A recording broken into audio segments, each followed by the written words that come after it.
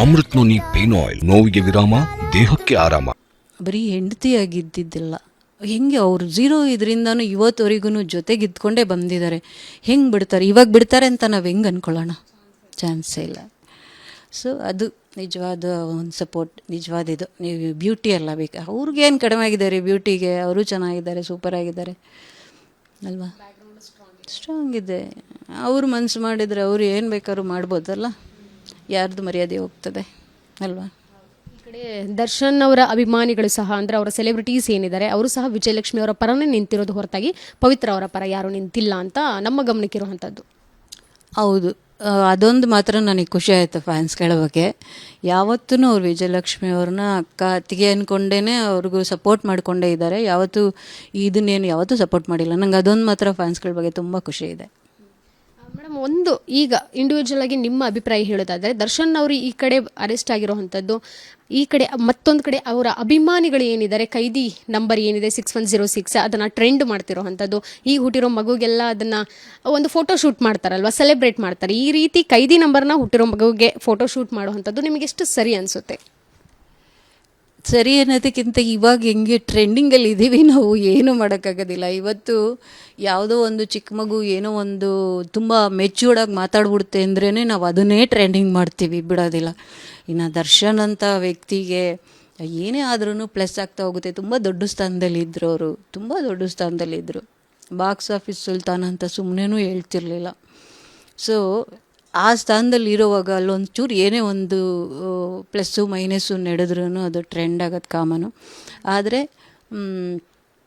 ಅದನ್ನು ನೀವು ಇವಾಗ ಸಿನಿಮಾ ಮಾಡೋಕೆ ಹೊರಟಿದ್ದಾರೆ ಅಂತ ಕೂಡ ಕೇಳಿದೆ ನಾನು. ಏನು ಅವ್ರದ್ದು ಇದನ್ನು ನಂಬರ್ ಇಟ್ಕೊಂಡು cinema, that's good. Actually Ram Gopal ಅವ್ರ ಮೇಲೆ ಇಳಿಬೇಕಿತ್ತು, ಅವರು ಇಳಿದಿಲ್ಲ, ನನಗೆ ಗೊತ್ತಿಲ್ಲ. ಬಟ್ ಯಾರೇ ಮಾಡಿದ್ರೂ ಅದರಲ್ಲಿ ಬ್ಯಾಡ್ ಮೆಸೇಜ್ ಅಂತೂ ಕೊಡಬೇಡಿ ಅಂತ ನಾನು ಕೇಳ್ಕೊತೀನಿ. ಇವರು ಅಷ್ಟೇ, ಯಾರು ನಮ್ಮ ಅವ್ರ ಫ್ಯಾನ್ಸ್ಗಳಿಗೂ ಅಷ್ಟೇ, ಅವ್ರನ್ನ ಪ್ರೀತಿ ಮಾಡಿ. ನಾವು ಇಷ್ಟಪಡ್ತೀವಿ ದರ್ಶನ್ ಅವ್ರನ್ನ, ಪ್ರೀತಿ ಮಾಡಿ. ಬಟ್ ನೀವು ಎಷ್ಟು ಯಾವುದು ಬೇಕೋ, ಯಾವುದು ಸಪೋರ್ಟ್ ಮಾಡಬೇಕೋ ಅದನ್ನು ಮಾತ್ರ ಮಾಡಿ. ಮಿಕ್ಕಿದ್ದನ್ನು ನೀವು ಕಾನೂನಿಗೆ ಬಿಟ್ಬಿಟ್ಟು ಆರಾಮಾಗಿರಿ. ಅದು ಸರಿ ಹೋಗುತ್ತಿಲ್ಲ. ನೀವು ಏನೇನೋ ಮಾಡೋಕ್ಕೋಗಿ ಇನ್ನೂ ದೊಡ್ಡ ಎಡವಟ್ಟು ಮಾಡೋಕ್ಕೋಗ್ಬೇಡಿ ದಯವಿಟ್ಟು. ಕೊನೆಯದಾಗಿ ಪವಿತ್ರ ಗೌಡ ಅವರ ಮಗಳ ಮೇಲೆ ಇದು ಎಷ್ಟು ಪರಿಣಾಮ ಬೀರ್ಬೋದು? ಯಾಕಂತ ಹೇಳಿದರೆ ಈ ಒಂದು ಚಿಕ್ಕ ವಯಸ್ಸಲ್ಲೇ ಅವರು ಜೈಲಿಗೆ ಹೋಗಿ ಬರೋವಂಥದ್ದು, ತಾಯಿನ ನೋಡಿ ಆ ಒಂದು ವಾತಾವರಣ ಎಲ್ಲ ಇವ್ರ ಮೇಲೆ ಬೇರೆ ರೀತಿ ಪರಿಣಾಮ ಬೀರುತ್ತೆ ಅಂತ ನಮಗನ್ಸುತ್ತೆ. ಆ್ಯಸ್ ಎನ್ ನೀವು ಜರ್ನಲಿಸ್ಟ್ ಸಹ, ನಿರ್ದೇಶಕಿ ಸಹ, ಒಂದು ಮೆಚ್ಯೂರ್ ಆಗಿ ಮಾತಾಡ್ತಿದ್ದೀರಾ. ಒಂದು ಮಗು ಮೇಲೆ ಎಷ್ಟು ಪರಿಣಾಮ ಬೀರ್ಬೋದು ಇದು ಇನ್ನೂ ಓದೋ ಅಂತಹ ಮಗು? ಮೇಡಮ್, ಇದು ಆಲ್ರೆಡಿ ಆ ಹುಡುಗಿ ಮೇಲೆ ಅವರು ತಂದೆಯಿಂದ ಹೊರಗಡೆ ಬಂದಾಗಿಂದ ಪರಿಣಾಮ ಬೀರ್ಕೊಂಡೇ ಬಂದಿದೆ. ಇದೇನಿಲ್ಲ, ಹೊಸದಾಗಿ ಏನು ಬೀಳೋ ಅವಶ್ಯಕತೆ ಇಲ್ಲ.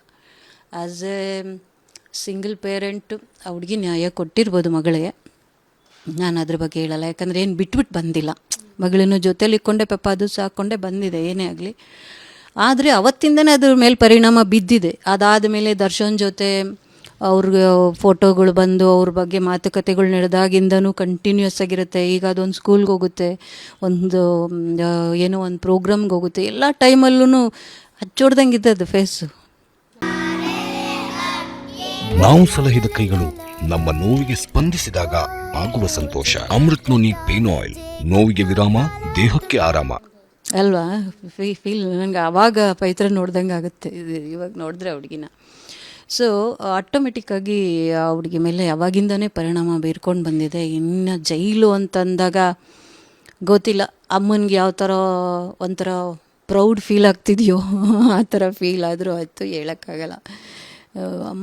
ನಮ್ಮಮ್ಮ ಅವ್ರಿಗೂ ಅಮ್ಮನಿಗೋಸ್ಕರ ಒಬ್ಬರು ಹಿಂಗೆ ಜೈಲಿಗೆ ಹೋಗೋ ಮಟ್ಟಕ್ಕೆ ಅಮ್ಮ ಬೆಳೆದಿದ್ದಾರೆ ಅಂತ ಅವ್ರಿಗೆ ಯಾವ ಥರ ಪಾಸಿಟಿವ್ ಆಗಿ ತೊಗೊಂಡ್ರು ದರ್ಸ್ಕೊಟ್ಟು.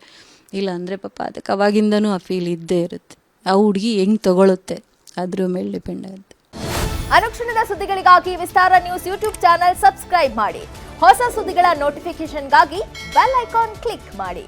ಲೇಟೆಸ್ಟ್ ಅಪ್ಡೇಟ್ಸ್ಗಾಗಿ www.vistaranews.com ವೆಬ್ಸೈಟ್ಗೆ ವಿಸಿಟ್ ಮಾಡಿ. ಅಂಗೈಯಲ್ಲೇ ಜಗತ್ತಿನ ಸುದ್ದಿ ತಿಳಿಯಲು ವಿಸ್ತಾರ ನ್ಯೂಸ್ ಕನ್ನಡ ಆಪ್ ಡೌನ್ಲೋಡ್ ಮಾಡಿ.